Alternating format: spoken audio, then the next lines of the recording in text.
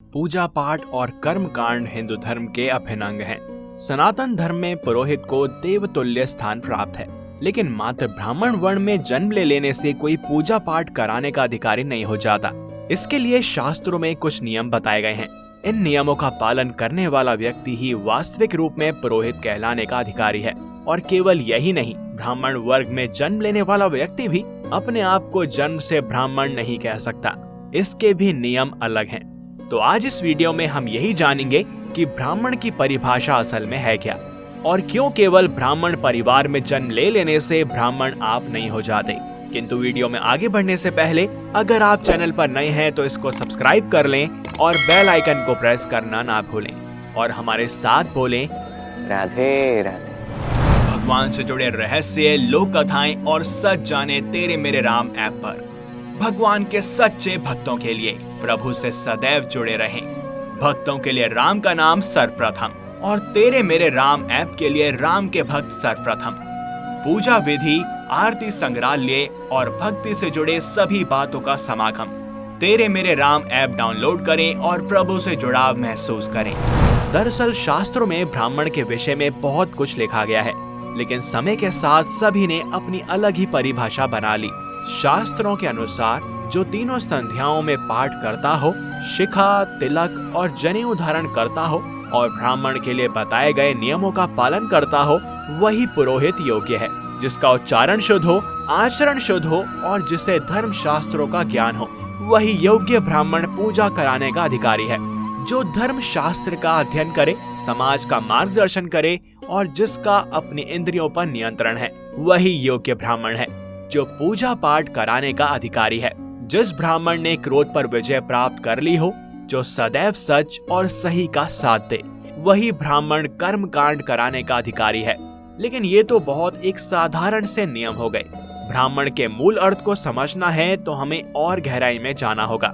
ब्रह्म हत्या से बड़ा पाप कोई नहीं है। ब्राह्मण नरों में श्रेष्ठ है। ब्राह्मण पृथ्वी का स्वामी है। ब्राह्मण पूज्य है। ब्राह्मण परम पवित्र है। कुपित ब्राह्मण संपूर्ण राष्ट्र का विनाश कर देता है।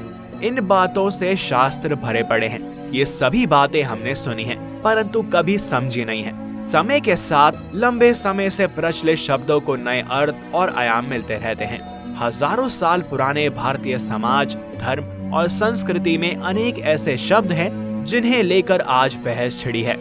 मजे की बात तो ये है कि शब्दों के अर्थ देश, काल और परिस्थिति के संदर्भ में ना समझकर आज के संदर्भ में उन्हें लागू करने की गलती हो रही है। किसी समय किसी शब्द का कुछ अर्थ होता है तो किसी अन्य समय में उसका अलग अर्थ होता है। आज ब्राह्मण शब्द को लेकर बहुत व्यापक बहस चल रही है। उन्हें बहुत गालियां दी जा रही हैं, उन पर आक्षेप लगाए जा रहे हैं और उन्हें भारतीय समाज के विघटन का कारण तक बताया जा रहा है। तो आइए ब्राह्मण को लेकर अतीत, वर्तमान, शास्त्रों और महापुरुषों के कथन के संदर्भ में कुछ विचार कर लिया जाए। दरअसल भारत की संस्कृति में जो भी गर्व करने योग्य है और भारत को जिन श्रेष्ठताओं के कारण विश्व में सम्मान मिला है, वह ब्राह्मण की ही देन है। भारत के ब्राह्मण की प्राचीन काल में क्या प्रतिष्ठा थी, इसका अंदाजा एक घटना से ही लग जाता है। प्लेटो के दर्शन की नई व्याख्या करने वाला प्लेटिनस ईरानी साम्राज्य पर होने वाले आक्रमण में सिर्फ आशा से शामिल हुआ था कि शायद कोई ब्राह्मण मिल जाए। भारतीय ग्रंथों में कहा गया है कि जन्म से तो सभी शूद्र होते हैं, संस्कारों से द्विज को श्रेष्ठता प्राप्त होती है। यहाँ जन्म के बजाय संस्कारों को वरीयता दी गई है। महाभारत में युधिष्ठिर सर्प संवाद का उल्लेख भी इस विषय को आगे बढ़ाने में सहायक है। सर्प ने युधिष्ठिर से पूछा कि ब्राह्मण कौन है। युधिष्ठिर ने कहा कि ब्राह्मण वह है जिसमें सत्य, दान, क्षमा, सुशीलता, क्रूरता का अभाव, तपस्या और दया, इन सद्गुणों का निवास हो। सर्प ने कहा कि ये गुण तो शूद्र में भी हो सकते हैं। युधिष्ठिर ने कहा कि यदि शूद्र में उपयुक्त लक्षण हैं और ब्राह्मण में नहीं, तो वह शूद्र शूद्र ही नहीं है और ना वह ब्राह्मण ब्राह्मण है। जिस शूद्र में ये गुण हो वह ब्राह्मण माना गया है और जिसमें इन लक्षणों का अभाव हो उसे शूद्र कहना चाहिए। इससे यह बात तो स्पष्ट हो गई है कि जिसे शास्त्रों में ब्राह्मण कहा गया है, उसका ब्राह्मण कुल में जन्म लेने से बहुत ज्यादा संबंध नहीं है। असली प्रश्न गुणों और संस्कारों का है।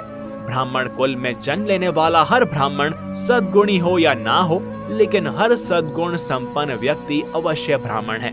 इस बात की संभावना अधिक मानी गई है कि संस्कारित ब्राह्मण परिवार की संतान भी संस्कारित होंगी, लेकिन यह तो सभी वर्णों पर लागू होता है। अब प्रश्न उठता है कि क्या किसी अब्राह्मण कुल में जन्मा व्यक्ति ब्राह्मण बन सकता है? इसके विषय में शास्त्रों में उदाहरणों की कमी नहीं है। ऐसे अनेक लोग हुए जिन्होंने ब्राह्मण कुल में जन्म नहीं लिया, लेकिन अपने जीवन में सद्गुणों का विकास कर वे ब्राह्मण की कोटि में आ गए। छांदोग्य उपनिषद में कथा है कि रैक्व ने जनश्रुति को वेद की शिक्षा दी, किंतु रैक्व गाड़ीवान अतः शूद्र थे। ऋग्वेद के दशम मंडल के अनेक मंत्रों के रचयिता एलुस शूद्र थे। महर्षि विश्वामित्र के संरक्षक वेदकालीन राजा सुदास भी शूद्र थे। और तो और सुदास का राज्याभिषेक ब्रह्म ऋषि वशिष्ठ ने किया था।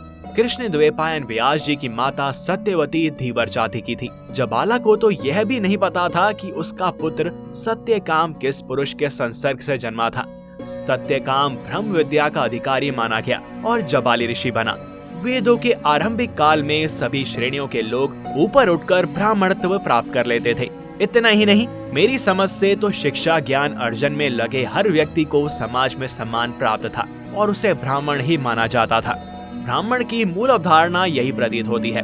जैसा कि आज के दौर में वैज्ञानिकों, लेखकों, शोधकर्ताओं, बुद्धिजीवियों को उच्च स्थान प्राप्त है, प्राचीन काल में ज्ञान विज्ञान के क्षेत्र में जीवन खपाने वाले कणाद, बौधायन, भृगु, वशिष्ठ, भारद्वाज, अत्रि, गर्ग, शौनक, शुक्र, चक्रायण, गुंडीनाथ, नंदीश, कश्यप, अगस्त्य, परशुराम, द्रोण, चरक, नागार्जुन, आर्यभट्ट, भास्कराचार्य आदि सभी ब्राह्मण माने जाते थे। दरअसल ब्राह्मण जाति नहीं, स्वभाव या प्रवृत्ति है। मैं फिर अपने मूल विषय पर आता हूँ कि क्या ब्राह्मण कुल में जन्म लेने भर से कोई ब्राह्मण हो जाता है और क्या किसी अब्राह्मण कुल में जन्म लेकर कोई व्यक्ति ब्राह्मण नहीं हो सकता? इसमें भी शास्त्र और इतिहास ही प्रमाण है। जैनों के सभी 24 तीर्थंकर क्षत्रिय थे। भगवान बुद्ध और विश्वामित्र क्षत्रिय थे।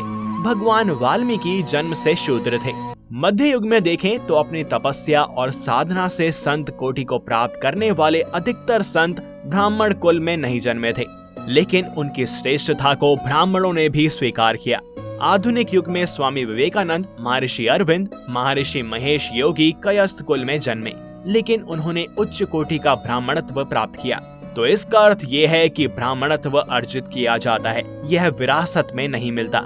ब्राह्मण निश्चय ही पूज्य, श्रद्धेय और सम्मानित है, लेकिन प्रश्न वही आता है कि ब्राह्मण कौन?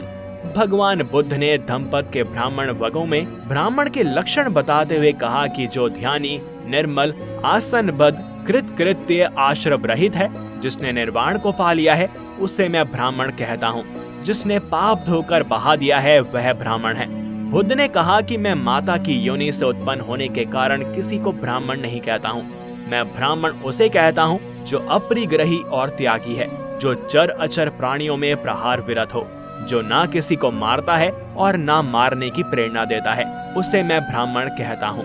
जो विरोधियों के बीच विरोध रहित है, जो दंडधारियों के बीच दंड रहित है, संग्रह करने वालों के बीच जो संग्रह रहित है, उसे मैं ब्राह्मण कहता हूँ।